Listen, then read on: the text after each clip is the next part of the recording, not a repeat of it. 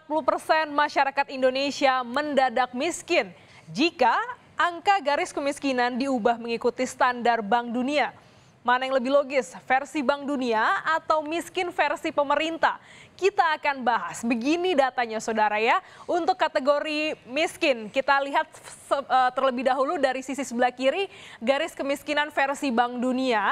Ya, pengeluarannya berapa sih untuk sehari? Seseorang dikatakan miskin versi dunia dan juga di Indonesia. Jadi yang pertama di dunia adalah seseorang mengeluarkan angkanya adalah kurang lebih 3,2 dolar Amerika per hari, atau ya kalau kita pakai kurs rupiah sekitar 14.800, kurang lebih nilainya adalah 47.350 rupiah dalam sehari.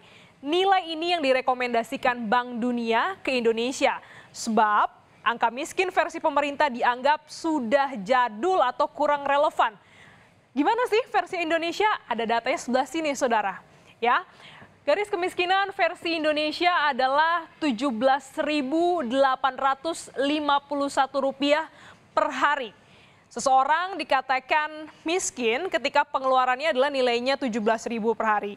Angka ini kami ambil dari angka garis kemiskinan di BPS. Sederhananya saudara, kalau pengeluaran Anda Rp18.000 saja sudah tidak termasuk dalam kategori kelas miskin. Merespon masukan Bank Dunia, Menteri Keuangan Sri Mulyani mengatakan pada dasarnya Indonesia ini menyambut baik berbagai usulan Bank Dunia.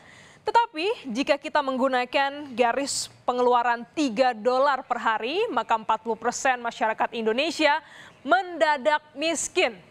Perlu dicatat juga saudara, Indonesia sudah memakai standar kemiskinan dengan pengeluaran 1,9 dolar Amerika per hari ini sejak tahun 2011. Ini artinya sudah dipakai lebih dari 10 tahun. Apa yang akan terjadi saudara jika Indonesia mengikuti standar garis kemiskinan dari Bank Dunia? Dan berikut kata ekonom Bima Yudhistira. Kita menggunakan standar yang dipakai oleh Bank Dunia karena memang merepresentasikan bahwa selama ini ada kelas menengah rentan yang jumlahnya 115 juta orang itu tidak diklasifikasikan sebagai orang miskin dengan klasifikasi BPS yang ada. Tapi ketika dimasukkan ke dalam data Bank Dunia, maka dia akan masuk dalam kategori orang miskin. Nah, implikasinya apa? Pertanyaannya, pemerintah siap tidak dengan kategorisasi versi Bank Dunia? Maka bansos harus mencakup orang yang tadinya tidak dikategorikan miskin. Itu masuk ke dalam bagian dari penerima bantuan sosial. Artinya pemerintah butuh anggaran yang jauh lebih banyak untuk mengurangi angka kemiskinan. Tapi kita harus mengakui, memang jumlah orang miskin di Indonesia itu cukup banyak. Kemudian pertanyaan berikutnya, mau nggak pemerintah mengakui dengan standar bahwa akan ada 40% orang miskin di Indonesia itu di tahun politik? Tentunya tidak populis. Karena ini dianggap bahwa indikator kesejahteraan kurang begitu bagus, terutama di era Pak Presiden Joko Widodo. Nah, jadi ini pertimbangannya sebenarnya lebih ke arah politik anggaran dan juga momentum untuk mengakui bahwa jumlah orang miskin di Indonesia memang masih membutuhkan banyak sekali bantuan yang selama ini dengan standar yang existing atau standar yang ada, mereka tereksklud atau tidak dimasuk dalam kategori penerima bantuan dari pemerintah.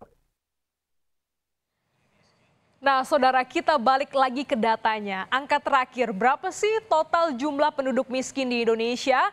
Kami punya datanya dari BPS adalah sekitar 26,3 juta jiwa di tahun 2022. Komposisi penduduk miskin di kota ini sekitar 11,98 juta jiwa dan untuk di desa sekitar 14,38 juta jiwa. Nah, tentang data juga Sri Mulyani bilang usulan Bank Dunia belum bisa menggambarkan kondisi atau struktur ekonomi masyarakat di Indonesia. Letak perbedaannya adalah daya beli antara masyarakat kota dan juga desa. Tapi berkat data juga, pemerintah berhasil menurunkan angka kemiskinan dari tahun ke tahun.